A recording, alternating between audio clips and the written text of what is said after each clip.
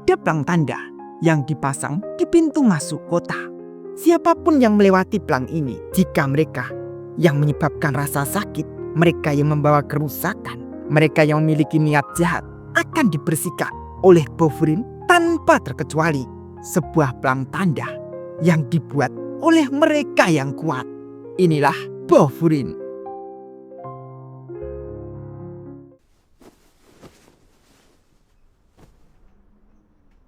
好きなものは強いやつ。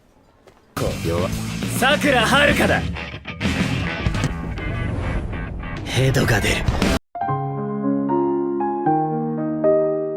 Halo teman-teman, kali ini dengan dimakan kembali menceritakan spoiler anime Windbreaker chapter spesial. Tapi jangan lupa, bila teman-teman yang baru datang di channel ini, untuk tinggalin jejaknya.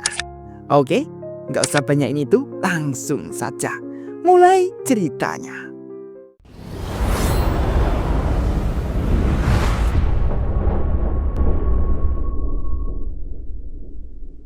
Pada suatu hari, terlihat kakek dan cucunya sudah berada di depan kafe Potos.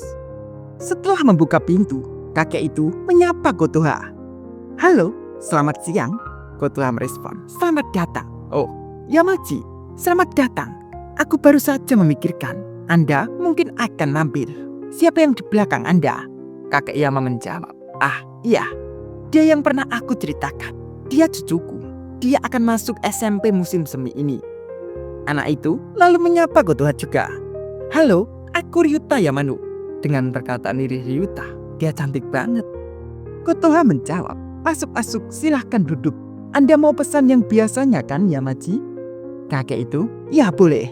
Menanyakan ke cucunya, "Kamu mau pesan apa, Ryuta?" Ryuta menjawab, "Oh, aku disamain aja." Mereka berdua lalu duduk saja. Setelah duduk, kakek Yama mengatakan, "Kafe ini punya hawa yang luar biasa, bukan?" Ryuta menjawab, "Iya." Tapi dengan Ryuta begitu, dia pun lalu menggenggamkan tangannya, seakan dia ketakutan. Mengatakan dalam hatinya, "Kafe ini bagus, tapi aku merasa takut berada di kota ini. Itu karena kota ini dikenal sangat berbahaya dengan berbagai macam tim dan geng yang terus-menerus saling bertarung. Tapi kakek bilang kondisi kota sudah berubah, dan itulah kenapa aku datang berkunjung." Kotoha lalu memberikan pesanan mereka. "Silahkan." Ryuta menjawab dengan lirih, "Terima kasih." Ryuta masih terus mengatakan dalam hatinya, di sisi lain, terlepas dari semua rumor yang beredar tentang kota ini, belum selesai dia mengatakan, tiba-tiba dikagetkan oleh seseorang. "Selamat datang." Dan ternyata itu adalah Sakura. Kotoha pun menyambut saja. "Biasanya aku tidak melihatmu di jam segini. Ada apa?" Sakura menjawab, "Aku lagi patroli, dan ada yang minta tolong bawakan ini untukmu." Kotoha, apa ini?" Melihat kedatangan Sakura, Ryuta sampai ketakutan. Mengatakan dalam hatinya, seragam SMA warna hijau dengan kerah dan lengan bordir. Itu dia dari Furin, SMA Furin, dengan skor rata-rata terendah dan petarung terkuat. SMA Furin seperti hukum rimba, di mana mereka selalu bertarung satu sama lain, baik ketika festival, outbound, ataupun tahun baru. Tidak ada hari di mana para siswa tidak saling pukul. Dan lihat, rambut itu, mata itu, dia menakutkan, super duper mengerikan. Ryuta sampai ketakutan. Dan tidak tahu kenapa, kakek Yama berjalan mendekat ke Sakura. Sakura yang sedang menaruh barang tadi.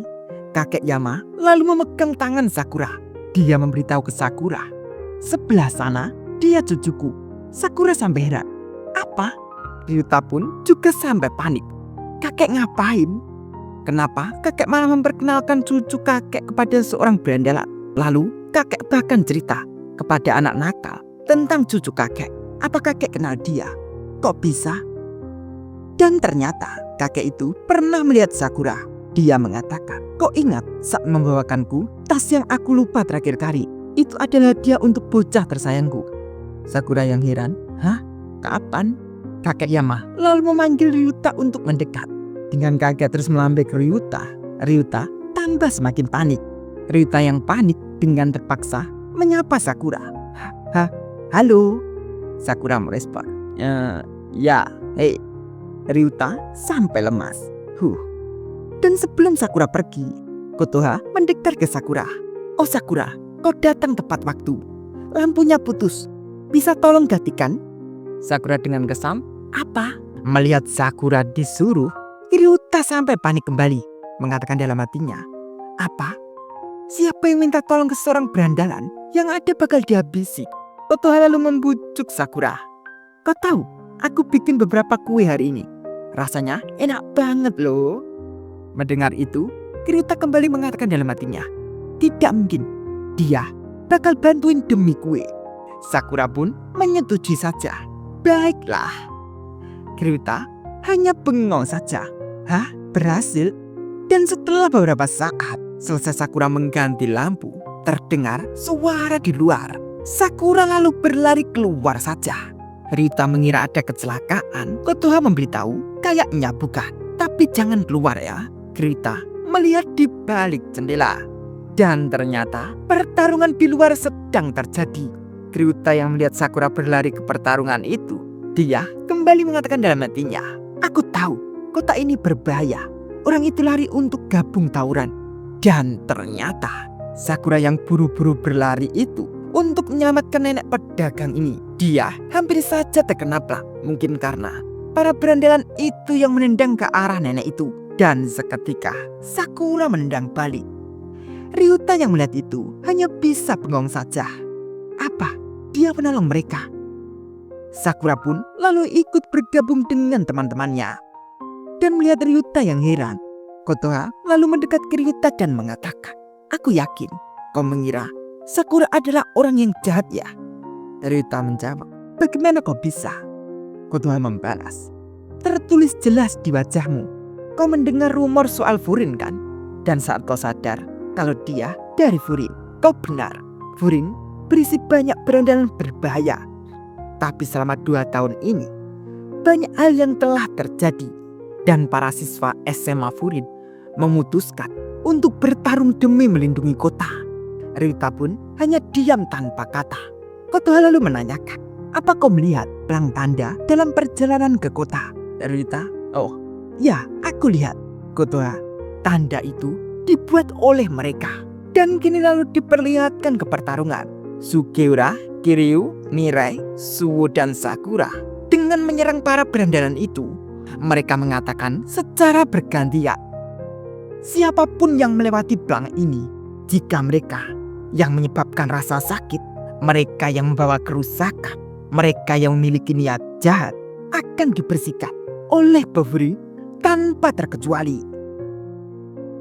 Kotoha masih memberitahu ke Ryuta, papan itu awalnya dibuat oleh siswa SMA. Namun lama-kelamaan masyarakat kota ini memberi mereka nama baru, yaitu adalah Bofuri. Para pelindung kota ini, windbreaker kami.